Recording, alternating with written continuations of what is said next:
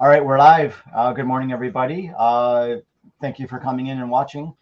Today, I'm happy to present Ed Greene. He is part of the Couch Group. What does Bo call us? I forgot. Couch Couch People. people. Yeah, Couch People. Ed Greetings, is also everyone. Ed. Thanksgiving weekend. Yes, I've spoken Ed a couple times on. Well, we haven't had it for a while, but the Hobby Roundtable, right? You've been on there a couple times. Yes. Yep. Okay. Yeah, a I couple know. of times I was. I know I've spoken to you live, so I wanted to have Ed on because Ed is a player collector of Carl Yastrzemski, but I did not know he was also a collector of Jackie Robinson, 70s Red Sox, and Jim Rice, and Brooklyn Dodgers, right? Yes. Yes. Okay. All right, so we will be talking to Ed about that today. And I will go ahead and put this in the ticker to show people where they can get you. Ed Greene collects Carl Yastrzemski, Jim Rice, Jackie Robinson, 70s Red Sox, and Brooklyn Dodgers. You can find him on Twitter at SAH_cards RI for Rhode Island. Is that correct? Yes. Okay. That's Little roadie. Yeah, Rhodey or Rhodey. Okay.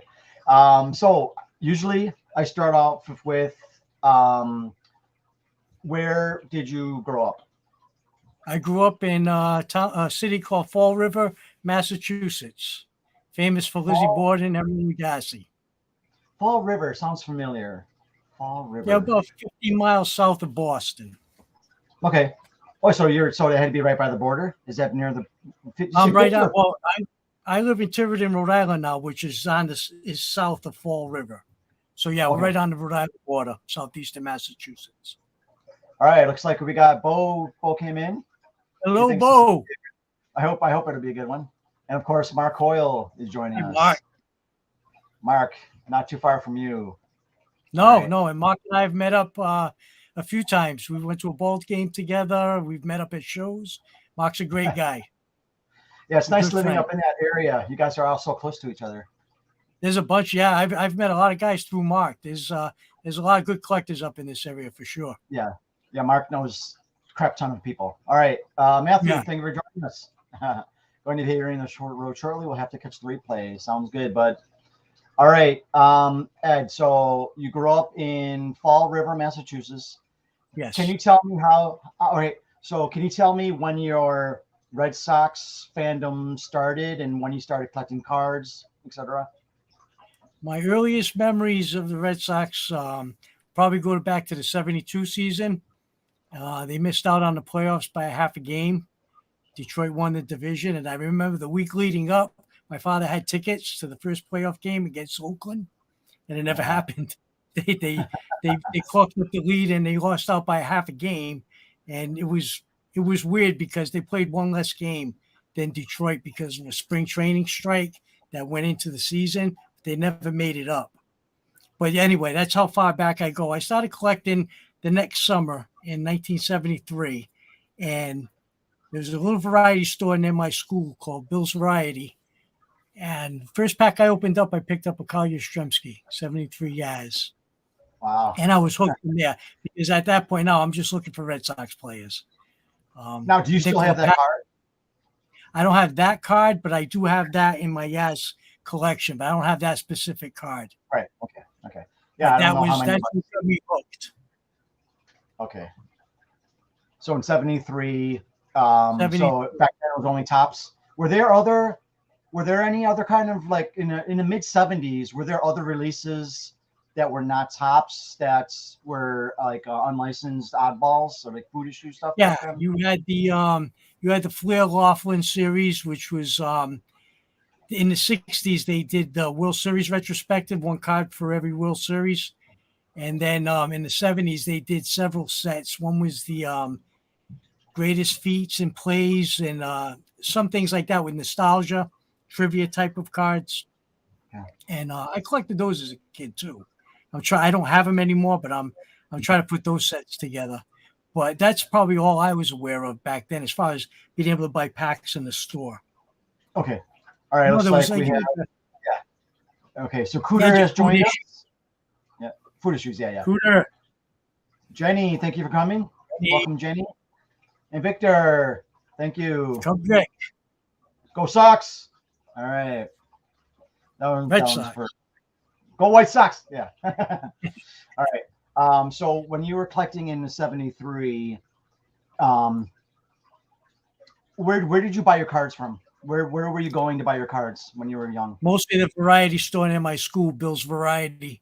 There were a couple other variety stores around the city that if I was in a different neighborhood that if I saw baseball cards, I always had a couple of dimes and quarters in my pocket looking for cards.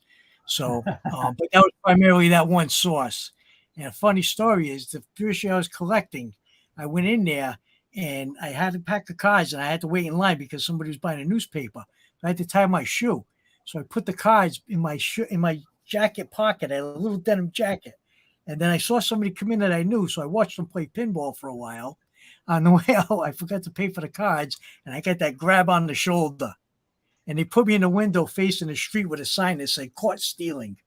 I had to stand there for 10 minutes. The guy wouldn't believe me. He thought I was trying to steal the card. I forgot.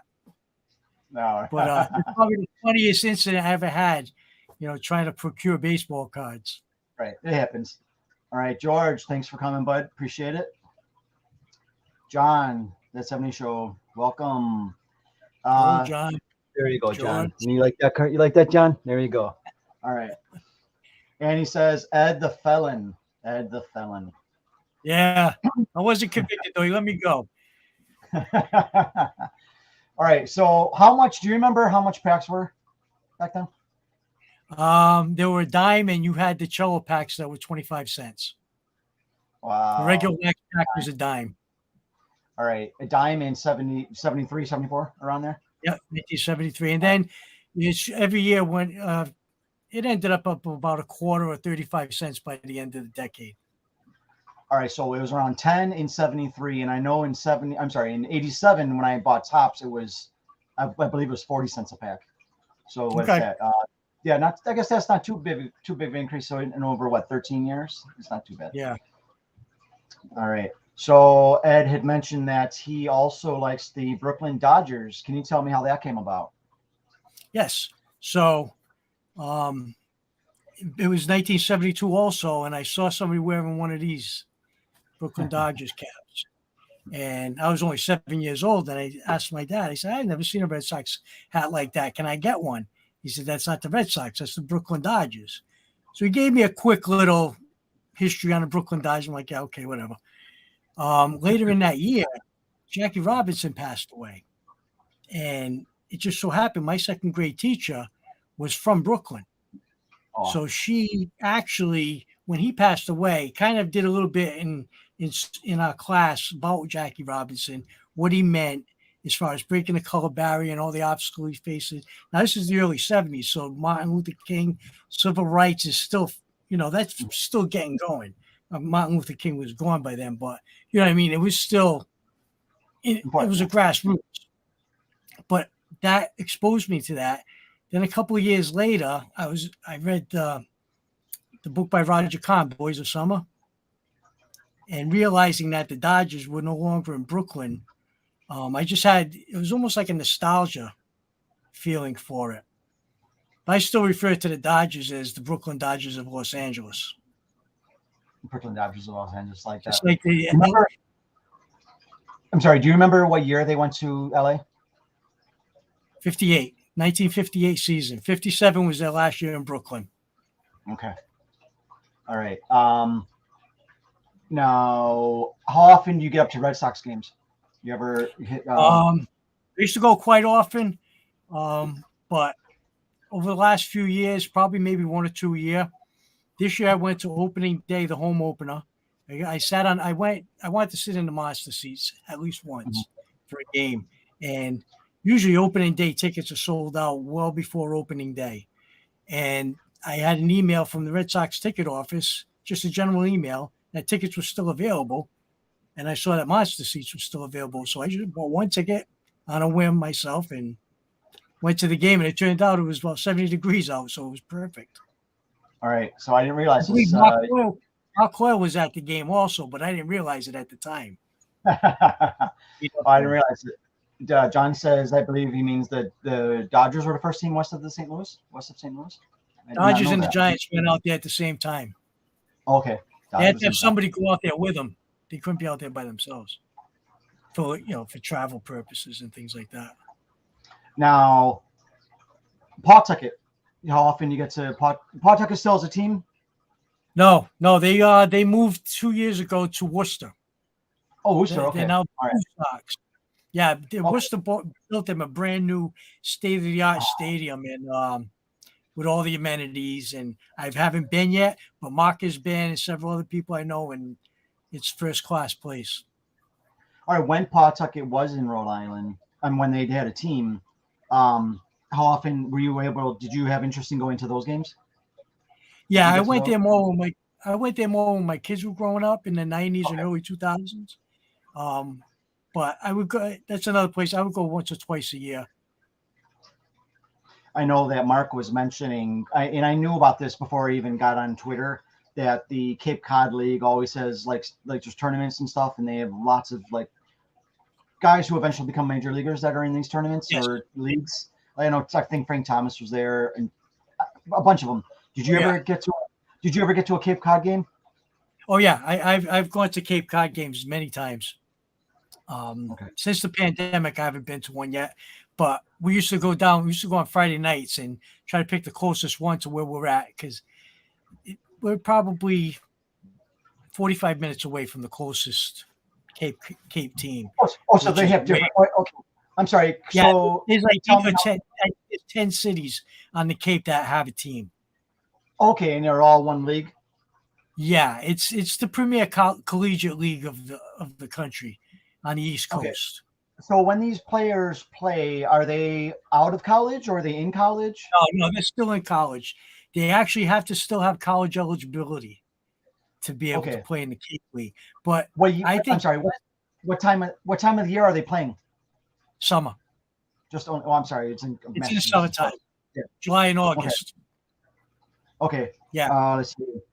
July and August. Okay. Do you Yeah. know how many games they play? Oh, I think they play about 40. 40 each. So the season's 40 games. Yeah, Okay. 40. Yeah, and then playoffs somewhere around there. But they play every night. And All right. I think it's somewhere around 85 to 90% of the players that play there end up playing pro ball.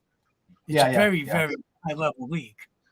Yeah. And It'd it's be a wood great and place to bat. go. So it's the wood bat, so you don't have that ting of that aluminum, which still Oh, I drives hate me that. nuts. I hate that sound. I hate that sound. And I played with it for 30-something years, and I still hate it.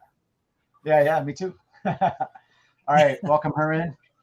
And what's this? Oh, the Griffins. Yeah. Okay. From I eat a lot of cool hogs. Bo, when I go to the National this summer, come in summer, Bo, I'm going to bring you some cohogs. You're going to love them. When you were going to the Cape Cod leagues back then, were getting autographs like very, very accessible? Oh yeah.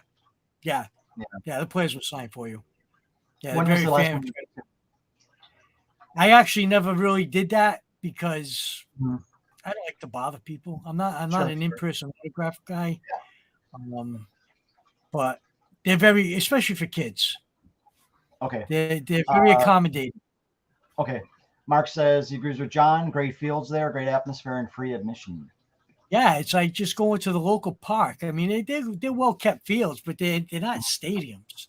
You know, a lot of them are high school fields that Legion uses and things like that. So they're well taken care of. But it's like just going to the park and watching a game. Okay. As far as the strength goes, we could get to Jim later. All right, so I did have a question here that I wanted to set aside. So he said Yaz, Rice, Jackie, and then we have Red Sox and Dodgers. Let's do Red Sox. Let's do Yaz, Rice, and Jackie first. Is there do you have your players tiered? Is Yaz number one as far as your player collecting goes, then it's Jim, then it's, or are they all similar as far as? Yeah, I'd put them all 1A, B, and C. Okay. Yeah, right. I don't have a. I mean, if I had to choose, my favorite player would probably be Jim Rice, and probably just because I've seen him for his whole career. I've met him probably a dozen times. He's a fantastic person. He when I was a kid growing up, he had a bad rap with the media because he didn't like the media. The sports writers and stuff would give him a hard time, and he just didn't get along with them. So you always thought he's, this surly individual. And then probably when I was about 23, 24, I met him at a show, and I've met him numerous times since. And I mean, he's seeing me for the first time every time he sees me, but no, he's very engaging. He's a funny guy. Yeah, he's a great guy. But I got to see him play his whole career. I saw him play in Pawtucket in 73 and 74. Saw him come up and all the way through. No, that's gotta be that's gotta be special seeing him go from minors to pros and watch his career unfold. Yeah. There's what John has to say. Sports writers are dicks. Okay. Amen. Actually, Herman, I don't know if you're still here. Herman I might be going off tangent here, but I want to say Herman works or knows somebody who worked with Jim Rice. Was it Jim Rice that you said you knew, Herman? I think his wife was worked with his nephew or niece, and he was going to have he was looking for an opportunity, and they were supposed to meet up, and something happened. It didn't come to fruition, but I believe it was Herman's wife works with one of his relatives. Yeah, it's a small world, because I remember that from a while ago, and then I'm like, wait, we're talking about Jim Rice, and someone knows somebody who knows Jim Rice's son or something. Yeah, crazy. Okay, here we go. Let's see. Still waiting on him to come back home to Anderson, South Carolina. Hopefully get to meet him this time. My wife works with his nephew. Okay. All right, Herman. I hope you're okay. I had it last month, and it really hurt my throat when I would swallow, but otherwise it wasn't too bad. All right. Okay, so when you heard about when you were told about Jackie Robinson, when did you start collecting his cards around the same time as the other guys? No, I didn't start collecting his cards until much later. And I actually only have one playing days card of him. But he was in my awareness. I had a library down the street from my house when I was a kid growing up, and I probably read every baseball book that was in that library. I know the librarian ended up getting new ones for me because I had read them all. So I learned a lot about him, a lot about the Brooklyn Dodgers, a lot about baseball in general. But the whole mystique of the Dodgers, because they were gone forever to Los Angeles, that appealed to me, the historical sense of it. And, the pictures of Ebbets Field, old time ballpark, it resonated with my love for the history of baseball. So I've always researched, read, we'll take on any information I can get. I've joined a couple of Facebook groups, and I don't do Facebook much, but there's a couple of Brooklyn Dodgers groups that I'm part of. And the stories you still get from people who are there this far ahead, that are still alive. It's unbelievable. And now you have the City Field that the Mets built. Has the rotunda of the design of Ebbets Field. So my daughter lives in Queens, my oldest daughter, and I need to get to that stadium and check it out, because people tell me it's just like an updated replica of Ebbets Field, and that part of it, the rotunda at the beginning. Right, yeah, the outside part. Yeah, at the entrance. Okay. Let's see here. She works. Okay. You showed us the Brooklyn Dodgers cap. Do you own anything other than the cap? Do you own other Brooklyn Dodgers memorabilia? Oh yeah, I have a lot of my walls down here, down in that end of the man cave. I've got Jackie Robinson, Roy Campanella, Carl Furillo, Kyle Erskine. I have all kinds of stuff of those guys. I'm actually going to make one dedicated wall just to the Brooklyn Dodgers. The wall behind me is 75 to 78 red cap Red Sox. And the opposite wall on that side is going to be more Brooklyn. Well, it already is. It's growing. Now, is that I was going to ask you, do you have a favorite Red Sox cap? Is it that one? Oh, yeah, this is it. This is 75 to 78. I call it the red cap years. That was the sweet spot of me growing up. I was 10 to 14 years old. Baseball was my life at that point. I hadn't gotten involved in anything else. It was school and baseball. Right. Yeah, I know that feeling. hadn't been tainted by the real world yet. Right. Soured on it. How I'm a Sox fan. You're a Red Sox fan. Yeah. Fisk played Red Sox until I want to say 80, right? 81. He went to the White 81. Sox. Yeah. Then he went to the White Sox. No, he How went to Sox 81. Yeah. where was Fisk in your fandom? Did you like him as a player? He's still up. Yeah. No, he's still there. He's probably 1D. Him and Fred Okay. Lynn. They're right there too. And Dwight Okay. Evans, who right behind me. Yeah.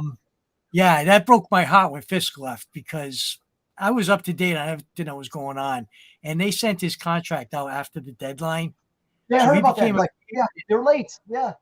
he became a free agent on a technicality, but there was so Sure. much animosity between management and the players on that team, not just Fisk, that he wasn't going to stay for anything less than top dollar.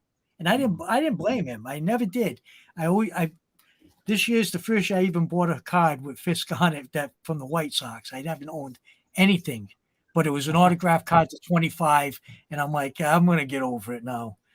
But yeah, and he's like, if on the side of Evans, you see him and Yaz in that picture. I don't know, right behind me there. But yeah, he's a good part of my collection also. And I got to meet him a couple of times. The last time was at the Greater Boston Sports Collectors Convention a couple of years ago.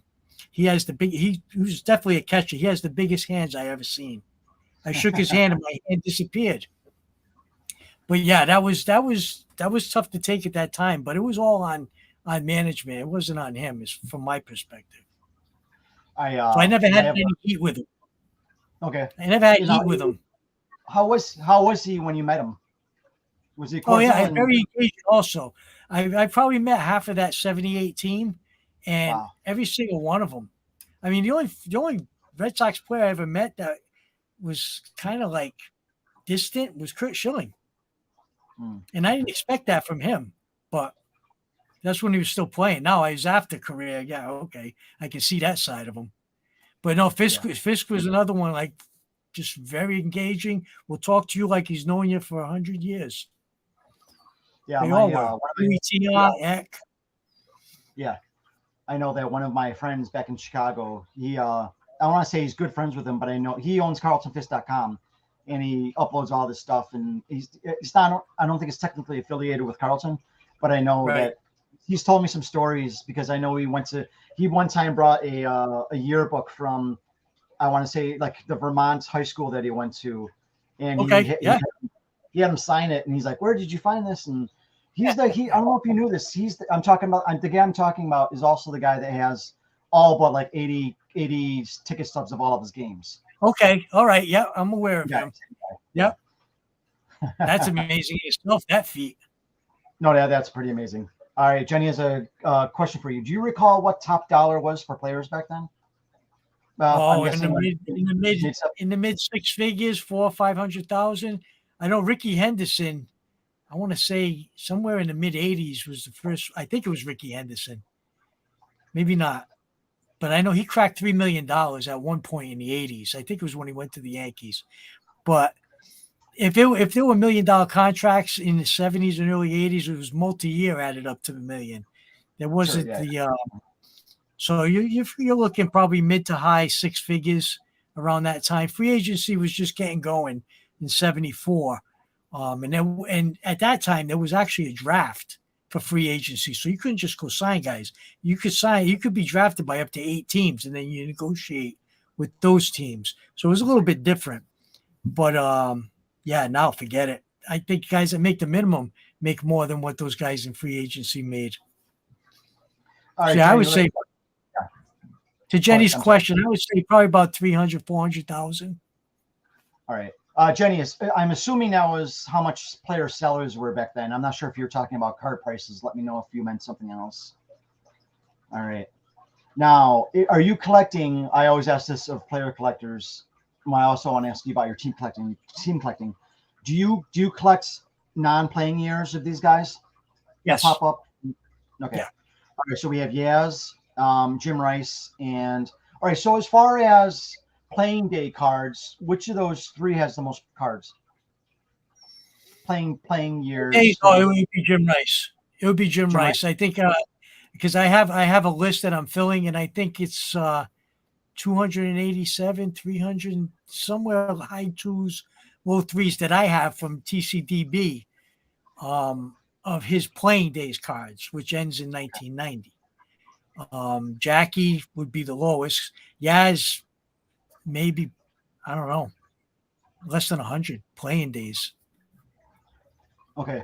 And but if they Rice, do have Jim Rice has the most. okay. And if a cards do if I'm sorry, if after playing years cards pop up, you'll buy them. Do you buy them if you see them or only if they look cool or if you like them? No, I actually when I go to shows, I'll look, and Jim Rice is tough to find. People don't have his cards displayed, so I'll have to ask them. And sometimes they'll have them in a box of, sorted by player. Mm-hmm. Jackie's cards are Jackie and Yaz are easy to spot because even a modern card, people will put it in. They'll put it out there on the table. You don't see too many Jim Rice cards on the tables. Even in shows up there by you? Yeah. Most of the time, if you see anything from Jim Rice, it's going to be in a box and it'll be labeled, like you'll have all different players. Let's say Red Sox players, and they'll have them stacked by player, so you'll know where to pick from. Okay. But I have my spreadsheet on my phone, so I'll take it out and see, try to see what I have, what I need. Good thing with Jim Rice is he's cheap to collect. Okay, true. For a Hall of Famer too, right? Yes. Yep. Because sometimes I was waiting for you to say he's not in Hall of Fame. Because sometimes people think, oh, that guy's in Hall of Fame, right? And they'll be like, no, he's not. Like Duke Snider, he hasn't. Was he just voted in, or was he's still? No, that was Gil Hodges. That should get in. Yeah. Duke Snider was already in. Oh, Snider was already in. Okay, all right. Yes. Yep. Okay. I was going to ask you. As far as the playing day cards, do you have of Jackie, Jim Rice, and Yaz? What percentage of their playing days cards do you have?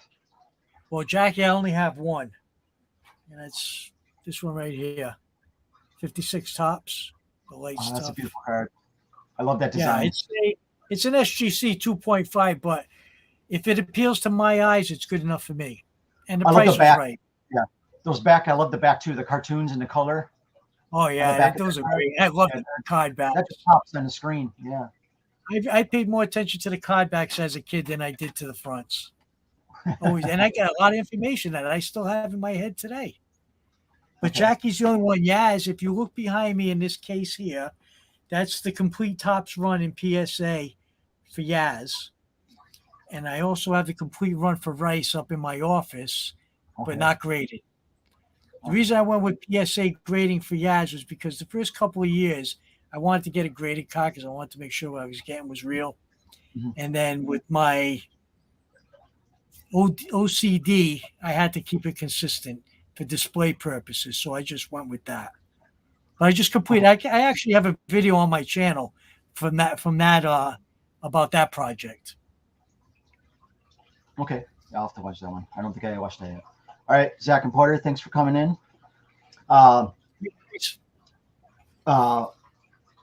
Jim Rice, you said you met him numerous times. I wanted to ask you how many have you met?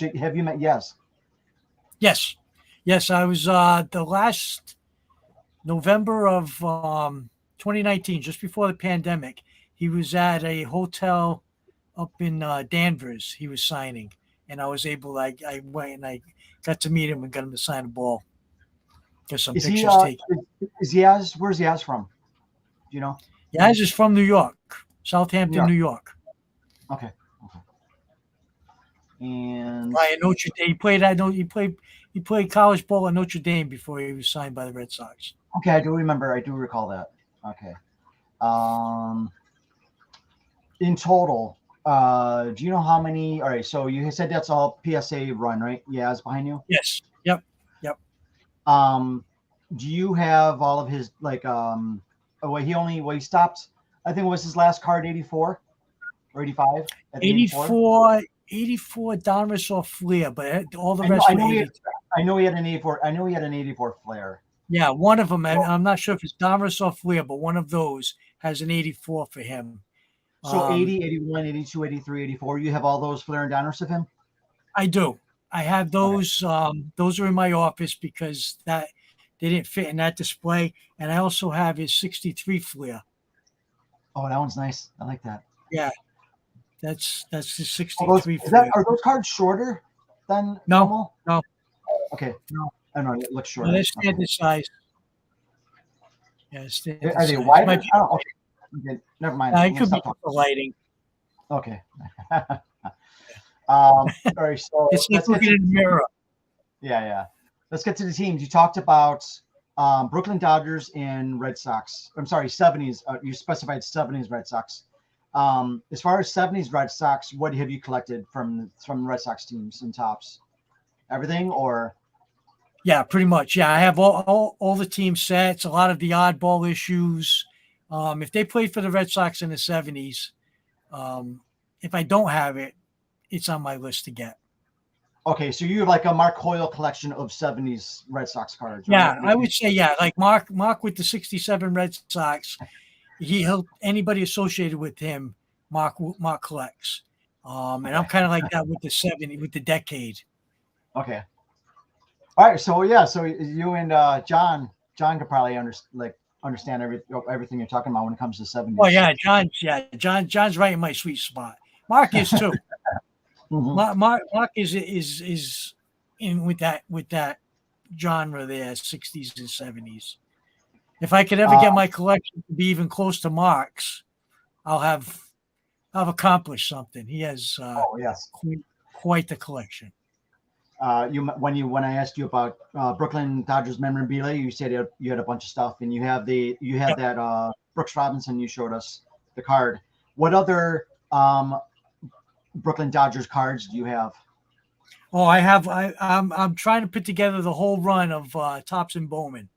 I was able to bang out a lot of the commons at the National this year, but I just picked up this Gil Hodges. Oh, nice. So are you going to try and get everybody are you going to try and get the teams okay, so that'd be what, 50, 51 to 58? 55. 50, 50 yeah, 50, 50, 49 to 55 Bowman and 51 to 57 Topps. 57. Because just once it gets to Los Angeles, I'm out. All right, but out of all the playing days, I can probably reasonably expect to get all of them except the Jackies. Some of the Jackies are just through the roof. So I'll have to kind of luck into some of those. And like I said, I'm not condition sensitive. If it looks good, if it looks decent to me, I'm okay with it. The more beat up a card is, the more history that is tied to it. Sure. I know that's how George feels too. All right, so this is what Jenny just said.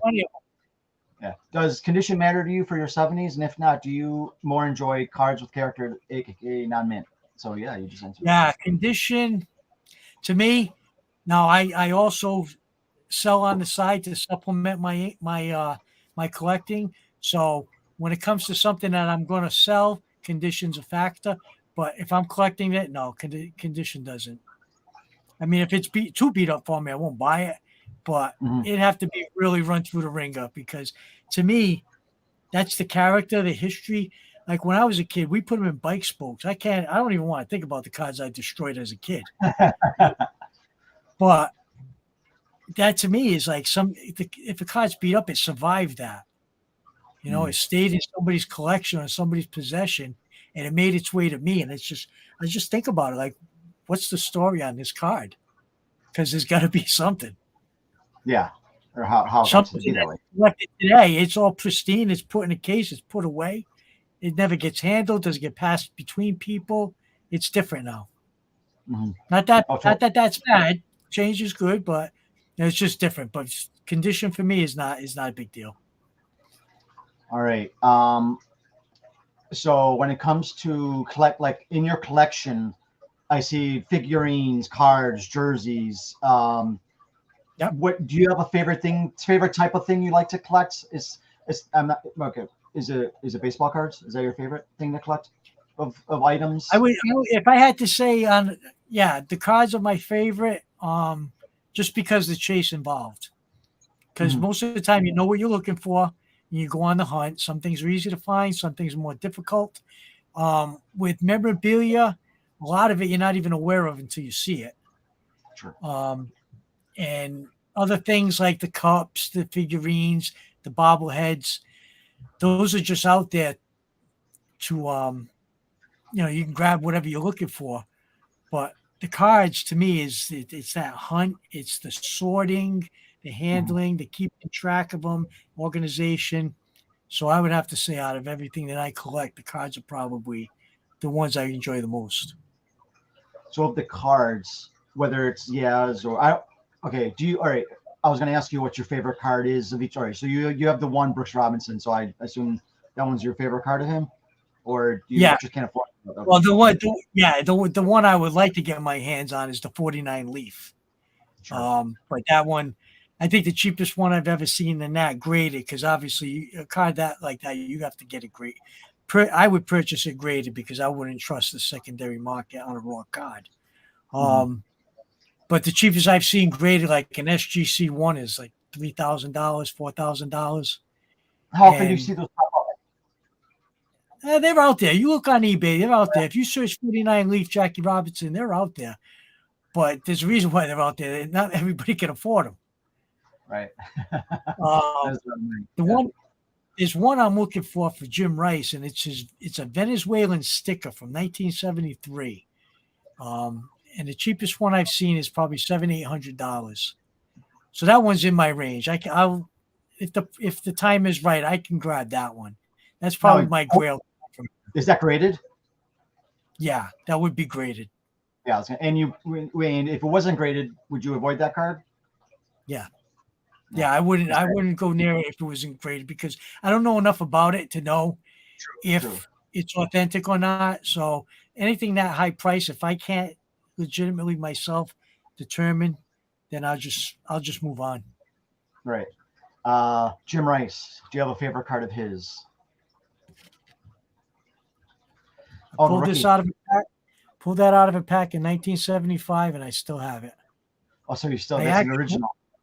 I actually went out of my way to protect this card from the time I got it. Now we didn't have penny sleeves and plastic cases back then, but I always kept it somewhere where it was going to be safe, wrapped between cards. If I was going to put a rubber band, this was in the middle of the pile, so it didn't get affected by the rubber band. But I always made sure I took care of that card. I knew where it was, and it wasn't with the general population. And I've managed to hold on to it since then, 1975. So who's the expo? The expo is Pepe Manuel. Pepe Manuel. Pepe Manuel. For a second, I thought it was Dawson. What do you remember? What year Dawson's rookie was? No, Dawson was I think 77. Okay, 77 or 78. Was it a 4-person? He was a 4-person card, right? I believe so. Or was it a 3-person card? Did someone tell me was Dawson a 3-person card or 4-person? 77 and 78 were 4. 4. Okay. All right. And yes, of course, yes. Is this the main one, the first one, the rookie? No, the one that'll always be my favorite is the 73 because that was in the first pack I bought as a kid. Okay. So that I'm sorry. mentality. Do you have or is it only up there, or do you have a spare one you can show me, or no?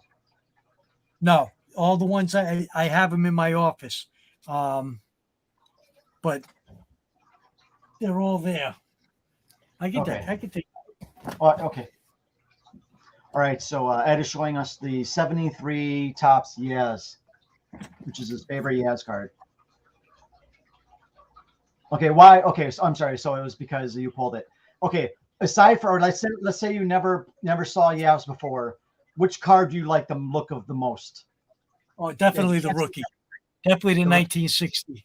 Yeah, because it has that ribbon and the face in the middle of the circle. It's like it's a sketch. It's not an actual picture.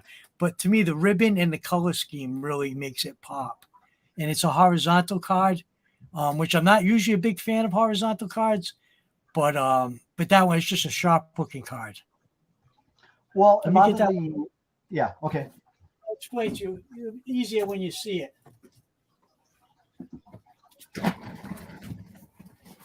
It'll fall over. Oh yeah. And the artwork is very good, very crisp. But that ribbon to me, yeah, right there. Ribbon does it for you? The ribbon, because it's a rookie star card, and it gives the impression of like an award. But I like the color scheme. That's right. Can I see the back? Can I see the back? Okay. All right. Thank you. Yeah, the back speaks about his high school basketball days. All right. Thank you for showing us. Oh yeah. Okay. Look what he just says. Look what John says. Most awesome card ever, right there. I agree, John. That is a fantastic card. And your fellow Yaz collector, right? Oh yeah, yeah. John's a big Yaz man. Do you have a favorite Yaz oddball card? Oddball. He had discs and when I think oddball, nothing about Yaz sticks out. Maybe. Well, I actually have this disc I picked up at a show. A show I met up with Mark. It's from Crane Potato Chips. Okay. Yeah, I've seen those. Consider that a food issue oddball card. Crane Potato Chips. This is a mid-70s, I believe. Yeah. Doesn't have the date, but it's like late 70s, early 80s issue. So good they used to pick again the next year. Oh yeah, well I'll tell you, if you look at the whole Yaz run, it looks like about 6 or 7 years they took the same pose just at a different angle. It's crazy, and all of them at Yankee Stadium. There were so many cars that were just airbrushed of other players too when they went to a new team or something. Yeah. They airbrushed the hat right out. The Panini. And I also just picked up this 1971 Yaz coin. Oh, nice. Yeah, I've seen coins. I've seen some. Does he have a pin like that? Do you have any pins? Pins, no. I have pins of Jim Rice. I just picked up 2 pins of Jim Rice at a flea market. Oh, nice. Those are older ones. Yeah. Yeah. What do you think of the collar? Those are the old. They're like nylon warm-ups that they would use. They didn't play in those. They didn't play in those, did they? No. Mostly, if you see a picture of a player with those nylon collared warm-ups underneath, it's usually a spring training picture. Well, it reminded me. Didn't the White Sox wear those in that 81 year? Or was it 81 where they wore the shorts? Yeah, it was somewhere around there, 81, 82. Carlton's first year, because I think I remember him wearing the Carlton shirt. I could be wrong, but that's what. Yeah, no, he was. Yeah, it was definitely while he was there that they had the shorts. Yeah, that was a big thing. Yeah. All right, let's see here. Now you said you've gone to Fenway. How many? Do you have any favorite memories of Fenway? Your time at Fenway, going to Red Sox games? As a kid, walking up, and I still get a little butterflies now as an adult, but when you walk up that ramp of the concourse onto the field, when you first start seeing the green grass, it just, I don't know, as a kid, to me, it was like, wow, just unbelievable. And then you see how big the park is, the Green Monster's right there. It's that, to me, coming up that ramp and just seeing the field. And I've been there hundreds of times, and I still to this day get that feeling of, I don't know if it's awe or whatever. It's majestic. Before I forget, I've been to Fenway one time, and I was actually visiting my friend at Brown University in Providence, and we took the train up. Yeah, we took the train up and went to a game, and we sat in the grandstand, right field, I think it's called grandstand. Yep. Yeah, no, it was a great experience. I'm glad I went. I forgot who they played. I don't remember if they won, but I'm just glad I could say I got to Fenway at least once. Have you ever been to Comiskey or Wrigley? No. Comiskey? No. Okay. No, they're on the list. I've got about 6 more years till retirement. Then my wife and I are gonna go on a ballpark tour. Oh, nice. Well, is she into your stuff? Or no, but she likes baseball. She likes going to the games and stuff. But all right. Yeah, so no, okay. Mark said he has a Yaz pin for you. Nice. Mark has good George stuff.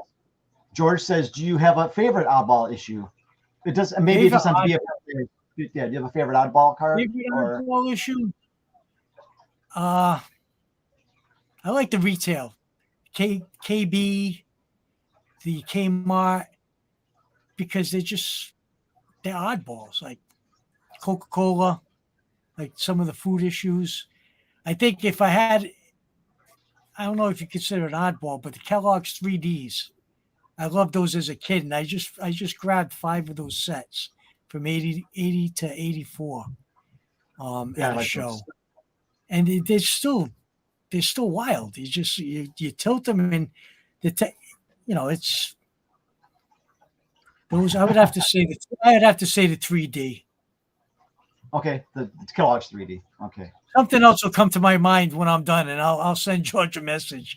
But at this point, I'm thinking like the Kellogg's 3D, because that's different. Jenny thinks those pins you showed me, or no, disc cards. Oh no, the discs. She thought those were 75 to 76. Okay, clean chip. Right, yeah, that could be. That could be. And what's funny with this one is, it's not licensed because it's airbrushed. The hat is airbrushed out. But yeah, she could be right on that. That would make sense, especially with the picture. John would vote for the 69 Decal or the 70 Tops Super. 70 Top Super, I have the ads. Those are great. I like those. And the decals, yeah, I like the decals. And of course, the cards and cereal boxes were always great, and I think they should bring those back. Yeah. Well, I don't know, because after all the stuff you have with people chasing all the retail stalkers for yeah, no, I forgot about that. That ruined everything. Yeah. Although that's died down now. You don't have that problem now. True. Production caught up, people got their lives back. Yeah, and cereal boxes are what, like $4 or $5, $6 now? Yeah. I don't know. And you don't know what you're gonna get? Yeah. Well, I suppose it's better than spending $800 on a box and not knowing what you're gonna get. All right. Mark says 69 Super or the 67 stickers. Yep, 67 stickers are nice. What are the earliest cloth cards? Does Yaz have a cloth card? Did he ever have one of those? Do you know? Mark, do you know? I don't know of any, but I'm sure he does. If they were issued, I would think they would be 60s issues, and he would probably most definitely be on that. All right, yeah. So John says those are Players Union licensed to MSA. Yep. Cereal companies would make a killing if they had cards in boxes. Yeah. Okay, John says 77 Tops cloth. I guess was it only the 1 year, John? 77 Tops, was that the only year that they had cloth until more recently when they had released them? Because I have cloth. I have mini cloths of Mark Burley in my collection, but I think 77 might have been the only ones in the 70s. And John says, I think so. And 77 Venezuelan, I think Mark is referring to. Yes, I'm not sure. Yeah, okay. That would make sense. All right. Okay. That's a great thing about this hobby. You learn something new every day. You'll never know it all. Oh, there's so much to learn. It's like it's a never-ending process. All right. What is your favorite non-card piece in your collection? Non-card piece in my collection. You can't see it here, but I have a Red Sox 75 Red Sox outfield picture. It has the print 75 Red Sox outfield. It's Fred Lynn, Jim Rice, and Dwight Evans, and I actually had the 3 of them sign it at a show together, and I was able to meet with them backstage and have pictures taken, and that to me that's probably my favorite piece that I have. I'm jealous because I get all that in person, and I was able to meet them together and discuss 75 and their playing days. It was great. No, I think I know which picture you're talking. Is it color or black and white? No, it's color. Yeah. I think I know which picture you're talking about, and that I'm so happy for you. That's such an amazing piece. Yeah, it is. It's great. Also looks like 88 Tops cloth has a test issue. Oh, here we go. Excuse me. John says best socks ever. Socks. I didn't think they say it that way. Rice, Lynn, and Evans. Oh, without a doubt. At least in my life. Yeah, that's a remarkable outfielder. All right. Do you chase all current products of retired players like Yaz and Rice? You said I do. I do. But it's not a primary. But I have so many rabbit holes I've gone down. I guess I don't think I really have one primary. I guess my collection is my primary chase. But I do. Yeah, I will check the checklists on anything new that's released to see who's in it. Maybe I'll buy into a break or just wait for them to hit eBay. Like I said, collecting Jim Rice's his cards. I'll put in bids and I'll get them for $1 on eBay. Oh. I'll just go and I'll check an auction. I'll just throw a 99-cent bid in, and when it ends, I usually get it. Yaz too. Yaz costs a little bit more money. Okay. Do you have a favorite set? Well, my favorite set is the 65 tops. 65 tops. I think I'm down to maybe 20 left to complete it. Big I've names. been working on it a couple of years now. I need Mantle. I got a lot. I picked up a lot of the big names. I'm looking more for high numbers. I think the biggest names I need is Mantle, Koufax, and Clemente. I think all the other big Hall of Famers I have. It's high numbers in those guys. It might be one or two I'm missing, but I'm close. Right. For people building vintage sets, you always hear about what you should collect first. Should you try and get all the commons first, or should you try and spend the big money, or do you just buy what you can when you can? Yeah, I think I kind of agree with get the big ones first, because once you get those, it's more downhill. More so, yeah. But I don't look at it as a hard and fast rule. Like the reason I went after the 65 tops, not only for the appeal, I think it's the best looking card they've ever made. It's also the year I was born. So that's a little bit more personal to me. So I just went out and I got a starter set to start off with, and I've been chipping away for the last couple of years. But it is easier if you have the big cards at the beginning, for sure. Yeah. Okay.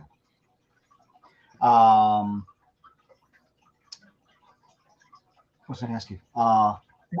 As far as like in your of all the stuff in your collection, whether it's cards or memorabilia, what is your single favorite piece in your collection? Single favorite piece. If you had to pick one, if you had to run out of the house and you could only take one thing, what would you take? I would take the picture, the signed picture with Rice, Lynn, and Evans. Yeah. Okay, just because there's so much more to it. There's so much more to it than just the picture. You know, there's the whole experience of having, been there, get them to sign it, get to meet the three of them together, have a little discussion. So yeah, I would have to say that one has everything. When you're a collector, that one hits all the check boxes for something that you're going to get for your collection. Yeah, no, you can't go wrong with that piece.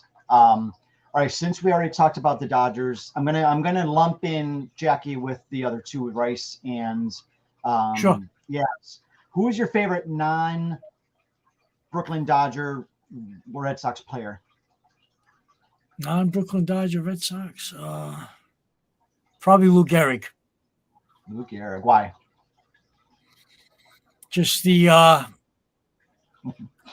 Iron Man, and he came to play every day, all business. He was never involved in anything scandalous. Of course, the writers protected the players back then, but I just say he's a solid ball player. And as a Yankee, it's kind of weird that a Red Sox fan would say a Yankee, but I think what I've known about him, what I've read about him, I read a lot about him when I was a kid. He went to Columbia University. I mean, he could have been an engineer. He was brilliant, but he was a great ball player, and he's just, Lou Gehrig. He was fantastic. Bo says, if I was a set builder, I would grab a couple star cards, then a lot or a starter set, then save a few biggies at the end as a cherry on top. Okay, so he wants to save chase a mantle for the cherry on top, I guess. Okay. Yeah. All right. It looks like John likes Johnny Damon. Let's see. How is Johnny Damon's going to the Yankees? Yeah, that didn't bother me too much. The money they would have had to pay him to keep him. Plus, you got to remember, we just came off breaking the curse too, Sure. so there really wasn't much. And at that point in my life, I'm not attached to these players. When I was a kid, those guys were. I mean, when Fisk left, I was 15 years old. He was with the Red Sox for more than half my life. It was like he was part of me. Right. But I want to get to that point. But like I said, once they beat the Yankees down 3-0 and then winning the World Series, the whole team could have left and it wouldn't have mattered. Right. Yeah. And I was like, all right, what's funny is you guys won in 04, then my White Sox won in 05. Yeah. For each other. And the White Sox were a year behind the Red Sox. Yeah. They last won in 17. Yeah, Red Sox had one in 18. Mm-hmm. All right. John, so shoot, was convinced it was Damon or Bucky Dent. Oh, no, Bucky Dent. I'm sure he's kidding. I was 13 years old when that one happened. That was a heartbreaker. And I saw Yaz. Yeah, and Yaz was camped under that ball waiting it to come down, and it hit the ledge of the monster and went in the net. It was like a little pop-up. Yeah. And then Yaz made the last out to end the game with the tying run on third base. That was tough. That was a tough one. All right, Jay wants to know, as a Red Sox fan, were you excited when they got Ortiz, or was that not a player even on the radar at the time? No. Actually, when they got Ortiz, the one that got more fanfare was Jeremy Giambi. God rest his soul. Yeah. He was the bigger free agent signing out of the two, and then he couldn't hit his weight in the early part of the season. And once Ortiz got his chance, that was it. Yeah. But I knew of Ortiz because I saw his cards. I knew who he was, but I don't think anybody's seen it coming the way he developed when he got to the Red Sox. I'm sure somebody else knows this, and I'm sure Jenny does, and maybe you do. Did he go straight from the Twins to the Red Sox, and that was his? Twins released him. I'm sorry. The Twins released him. The Twins released him. And then Red Sox picked up free agent. Okay, and he only played for Twins for a couple of years, right? 2-3 years, I think. Yeah. Okay. All right. I didn't ask Ed this prior to the show, and I never mentioned it. Are there some things you'd like? Can you share some items with you that from your? Is there anything you could grab and show us that you can tell us something about of any of your items, your pieces here? Go ahead. Sorry, everybody. I should have told Ed ahead of time about this. Oh, no, that's okay. I'm in the cave. Everything's pretty. This one here is this is an oddball piece. This is a ticket to the Ted Williams. Let me, 1 second. Sorry. No, go ahead. This is the dedication of the Ted Williams Hall of Fame Hitters Museum, the first annual Legends Gala. It was in 1994. This was a ticket to that event. I found this in a flea market for $5, and then the ceremony that was for the dinner. The ceremony the following day. This is the ticket for that. I'm not good at this. Did you get them together? I'm assuming. Yes. $5. Wow, for both. I mean, yeah. Ted Williams was a major student of hitting. Like, he lived to hit. If he wasn't fishing, he was thinking about hitting. And he put together this museum of all what he thought were the greatest hitters. I can't tell you how many guys are in it, who they are, but that was what he gave back to baseball, this museum, recognizing the prowess of all these great hitters over the years. And I saw this, and when I seen $5, I had to ask the guy, "Yeah, is that right? $5?" He says, "Yeah." I mean, it's not an expensive, valuable piece, right? But to me, it has significance. It's Ted Williams, and but when you know the story behind why you wanted to create that museum, it's a nice memorabilia piece. Oh, sure. Yeah, thanks for sharing that one. Do you collect tickets? No. Okay. No, I never really got to. I kept a lot of tickets from when I used to go to games, and they gave you a ticket. I would save the ticket. I have a box of tickets somewhere in this house, but I don't chase. I see them. That's nice. I mean, I guess if I found a ticket to something significant, if I knew I was there, or maybe the day I was born or something like that, that is one thing. I collect scorecards, Okay. and the one I'm looking for, because a lot of them you can get where they're scored. You know, they're scored inside with the date and stuff. And I've been trying to find one for the day I was born. Oh, And nice. they played a home game that day against the Angels. The closest I got was the same month. And Okay. the guy had this guy that goes to the Greater Boston show. He has all kinds of stuff like that. Mark's very familiar with him. But he had one from August of 65, but it wasn't on my birth date. So that's something that's when I see things like that, I'm looking for that. If I ever get that, that'll be up on the wall. No, that'll be amazing. I meant to ask you this, but Jenny just reminded me.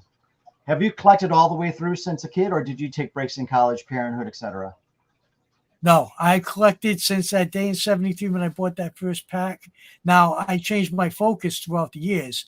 I had some points where I was focused more on memorabilia than cards, but I would always buy cards. Like even during the junk wax era, Pacific, I used to like to purchase those because it was always Hall of Famers. And so, I mean, my focus probably from my first daughter was born in 92. So probably from about 95 to 2010, 2012. No, it was after 2012 because I missed Trout. Was more memorabilia focused. Then like 13, 14, I got back more into the card side. Okay. But I never stopped collecting cards, but they were less of a focus for a while. Okay. I believe we can end it here, bud. Thank you very much for coming on today. Great. Thank you for having me. I know. I'm sorry. Go ahead. I've collected in solitude most of my life. So since I've met you folks with the couch people, yourself, Mark, John, Bo, everybody, I say couch people because I'll leave somebody out. You've actually reignited my collecting gene because for so long I was by myself. Nobody wants to see my stuff when they come here. I show them and they're like, okay. Now I have people that are like, hey, what do you got? I can post stuff on Twitter and people enjoy it. So yeah, I'm very happy to come on. I can't talk enough about this hobby. Well, I appreciate everybody for coming and joining me and Ed in today's interview. Ed, I hope you had a good Thanksgiving. And all of you, I hope you guys also had. Mine's tomorrow. Actually, today. Mine's later today.